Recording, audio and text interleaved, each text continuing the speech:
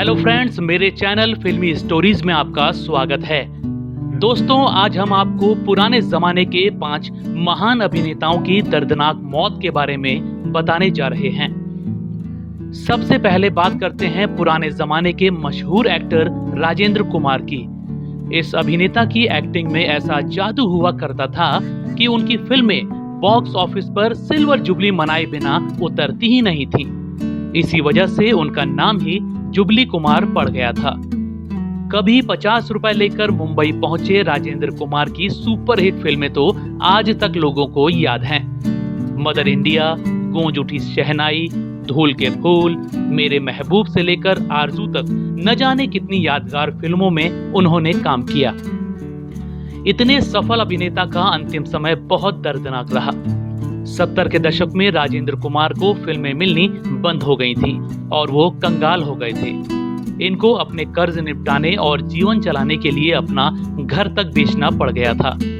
बुरे वक्त को झेलते झेलते उनको अचानक कैंसर की बीमारी का पता लगा। कैंसर ने उनके जीवन का दर्द और बढ़ा दिया था। साल 1999 को अपने जन्मदिन से ठीक 8 दिन पहले कैंसर से तड़पते हुए उनकी मौत हो गई। पुराने जमाने के अभिनेताओं की बात हो और संजीव कुमार का नाम न आए, ऐसा तो हो ही नहीं सकता है। शोले के ठाकुर का किरदार हो या खिलौना के पागल युवक का रोल, संजीव का कोई मुकाबला नहीं कर सकता। 2 बार राष्ट्रीय पुरस्कार जीत चुके संजीव कुमार का जीवन और मौत दोनों ही बहुत दर्द में गुजरे। संजीव कुमार एक्ट्रेस हेमा मालिनी को दिलो जान से चाहते थे, जबकि हेमा मालिनी तो धर्मेंद्र को अपना दिल दे चुकी थी। संजीव ने हेमा से शादी करने को कहा था, लेकिन हेमा ने उनका प्रस्ताव ठुकरा दिया था।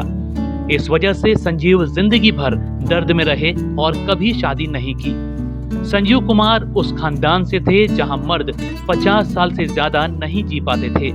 संजीव को भी आभास हो गया था कि वो भी 50 साल से पहले ही मर जाएंगे। हेमा मालिनी का दर्द उनको खाए जा रहा था। इस दर्द को झेलते हुए संजीव कुमार को 47 साल की उम्र में दिल का दौरा पड़ गया, जिससे उनकी मौत हो गई। बॉलीवुड की पुरानी फिल्मों में एक्टर भगवान दादा का कद कोई छू नहीं सका।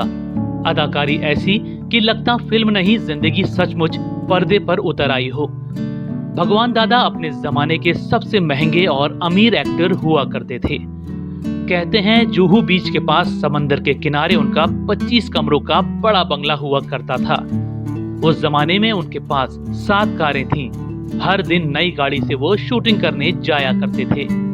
इसके बाद भी उनका अंतिम समय बहुत बुरा गुजरा। भगवान दादा ने एक फिल्म बनाने की सोची जिसका नाम हंसते रहना था। इस फिल्म में उन्होंने अपना सारा पैसा लगा दिया, अपनी पत्नी के जेवर तक गिरवी रख दिए।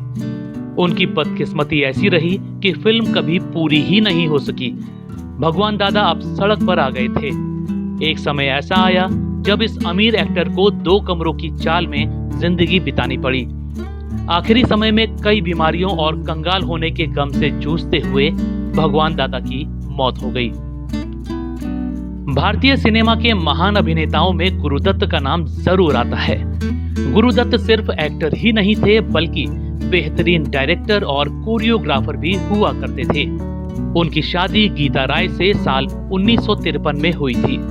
हालांकि गुरुदत्त की नजदीकी वहीदा रहमान से बढ़ने लगी तो गीता उनको छोड़कर चली गई। गुरुदत्त की मौत भी बहुत दर्दनाक हुई। कहते हैं वो पत्नी गीता और बेटी के दूर जाने से डिप्रेशन में चले गए थे। वो हद से ज्यादा शराब पीने लगे थे। 10 अक्टूबर 1964 के दिन अभिनेता ने आत्महत्या कर ली थी। उनकी मौत आज तक रहस्य बनी हुई है। कहते हैं गुरुदत्त ने पहले रात में जमकर शराब पी थी, फिर नींद की गोलियां पीसकर खा ली थी और कभी न उठने वाली नींद में खो गए। पुराने अभिनेताओं में विनोद मेहरा ने अपना अलग मुकाम बना लिया था। अमृतसर में 1945 को जन्मे विनोद ने 1958 में फिल्म रागिनी से अपना करियर शुरू किया था। उन्होंने कई हिट फिल्मों में काम किया, जिनमें लाल पत्थर, अमर प्रेम, अनुराग, कुंवारा बाप से लेकर अर्जुन पंडित हैं। बिंदिया गोस्वामी और रेखा से शादी करने वाले विनोद मेहरा बहुत हंसमुख थे, लेकिन उनका अंत भी बहुत दर्दनाक हुआ। एक्टर को बहुत कम समय में ही दिल की गंभीर बीमारी हो गई थी। 70 के दशक में ही विनोद को पहला हार्ट अटैक आ गया था। इसके बाद विंध्या गोस्वामी और फिर रेखा से रिश्ता टूटने की वजह से विनोद डिप्रेशन में जीने लगे थे। काफी दर्द में जी रहे विनोद मेहरा सिर्फ 45 साल की उम्र में दुनिया छोड़कर चले गए।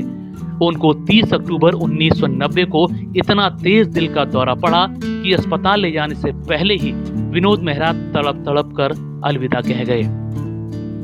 दोस्तों, इन एक्टर्स में आपका पसंदीदा अभिनेता कौन था, हमें कमेंट में जरूर बताइएगा। ऐसी ही और खबरों को जानने के लिए आप मेरे चैनल फिल्मी स्टोरीज को सब्सक्राइब भी कर सकते हैं। बस बेल आइकन दबाना मत भूलिएगा।